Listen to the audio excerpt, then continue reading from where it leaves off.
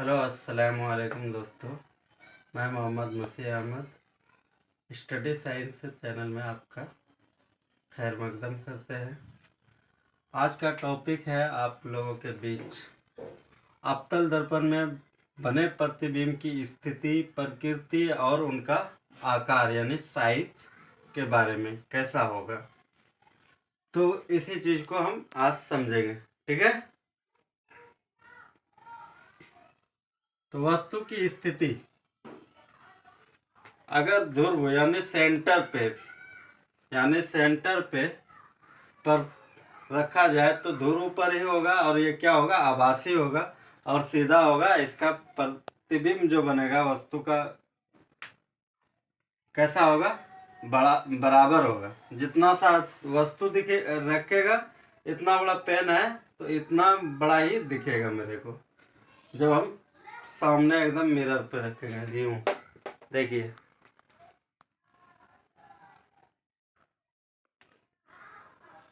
ठीक है। और जब ध्रुव P तथा F के बीच यानी ध्रुव पोल और फोकस के बीच जब रखेंगे तो दर्पण के पीछे बनेगा और आभासी बनेगा, सीधा बनेगा और बड़ा प्रतिबिंब बनेगा। ठीक है।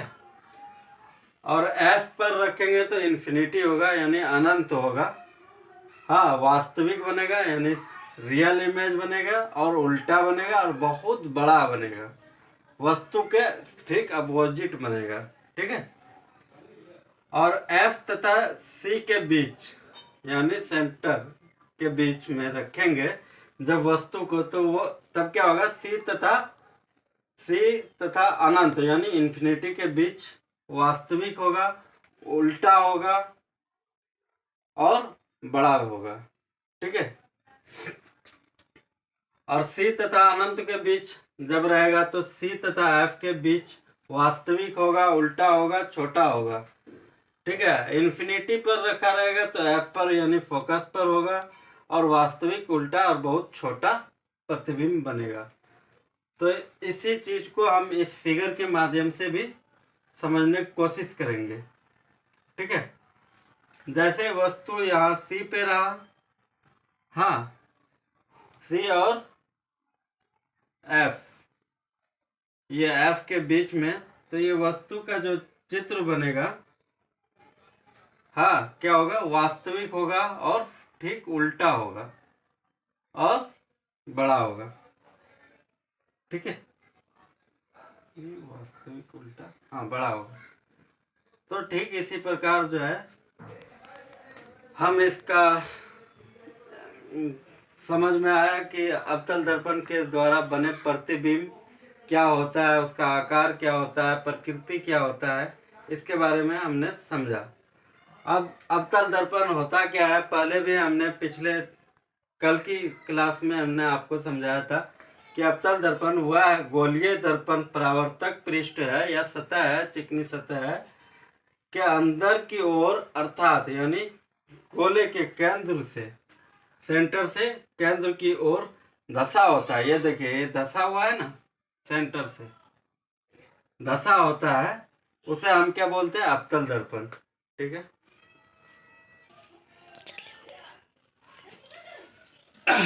अवतल दर्पण का उपयोग जो है हम किस किस चीज़ों में करते हैं। अवतल दर्पण का उपयोग मुख्यतः जो है निकट की वस्तुओं को सीधा तथा आभासी प्रतिबिंब बनाता है, इसलिए उसका उपयोग रोगियों के नाक, कान, गले, दांत के डॉक्टर करते हैं रोगियों को देखने के लिए। ठीक है। टॉर्च में, ठीक है, फोकस को एकत्र करने के लिए, गाड़ी के हेडलाइट में, सर्च लाइट में, सैलून में जो है दाढ़ी बनाने के लिए, बाल काटने के लिए, फेस देखने के लिए इत्यादि में हम अवतल दर्पण का यूज करते हैं। इसमें दाढ़ी के लिए जो है समतल दर्पण का भी यूज करते हैं। ठीक है, समतल दर्पण का भी यूज करते हैं। ठीक है, ये अभी हमने क्या समझा, अवतल दर्पण का उपयोग।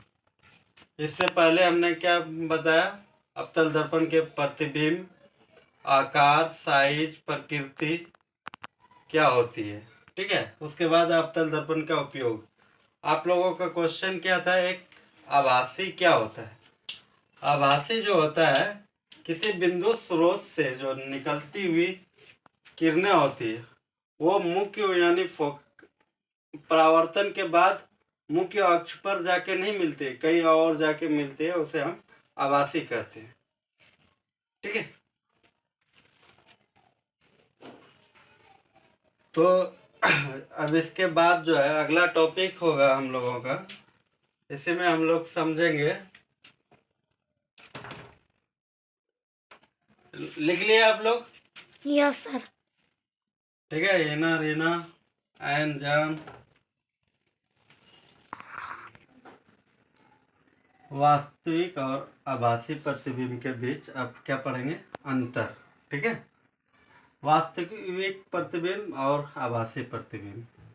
कि वास्तविक प्रतिबिंब में क्या होता है, किसी बिंदु स्रोत से निकली हुई किरण पुंज परावर्तन के बाद या अपवर्तन के बाद जिस बिंदु पर मिलती है उसे वास्तविक प्रतिबिंब कहते हैं।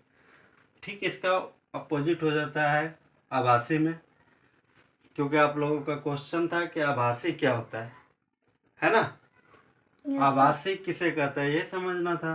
तो किसी बिंदु स्रोत में यानी टॉर्च से जो किरण पुंज भी अब पहले हमने बताया, फिर से अभी आपको बता देंगे। ठीक है, टेंशन मत लीजिए। किसी बिंदु स्रोत से निकली हुई किरण पुंज जो है परावर्तन के बाद या अपवर्तन के बाद जिस बिंदु से अपसरित होती हुई प्रतीत होती है उसे आभासी कहते हैं। मतलब जिस बिंदु पे जाके मिलती है, हाँ, वो मुख्य बिंदु पर नहीं मिलती है, किसी और बिंदु पे इधर उधर मिल जाती है। ठीक है, वास्तविक प्रतिबिंब को जो है पर्दे पे उतारा जा सकता है, जबकि आभासी प्रतिबिंब को हम पर्दे पे नहीं उतार सकते। ये हमेशा उल्टा होता है वास्तविक, और जो है आभासी जो है हमेशा सीधा होता है। ठीक है, समझ में आ गया? Yes sir. अब जो है आप लोग सोच रहे होंगे फिर से कि किरण पुंज क्या है। किरण पुंज जो है किरणों के समूह को, किसी प्रकाश की किरण की समूह को हम किरण पुंज कहते हैं। ठीक है, यस। तो आज हम लोगों ने समझा वास्तविक तथा आभासी प्रतिबिंब के बीच अंतर, और इससे पहले अवतल दर्पण का उपयोग, अवतल दर्पण का प्रतिबिंब कैसा होता है, प्रकृति क्या होता है, ये सारी चीज़ आप लोगों ने नोट कर लिया? Yes sir. तो आज का टॉपिक इसी के बीच साथ हम ख़त्म करते हैं। कल आप लोगों को जो है उत्तल दर्पण का प्रतिबिंब बताएंगे, उसका उपयोग बताएंगे, और उसकी प्रकृति और इमेज क्या होते हैं वो बताएंगे। ठीक है सर। इसी के साथ खुदा हाफिज। सब्सक्राइब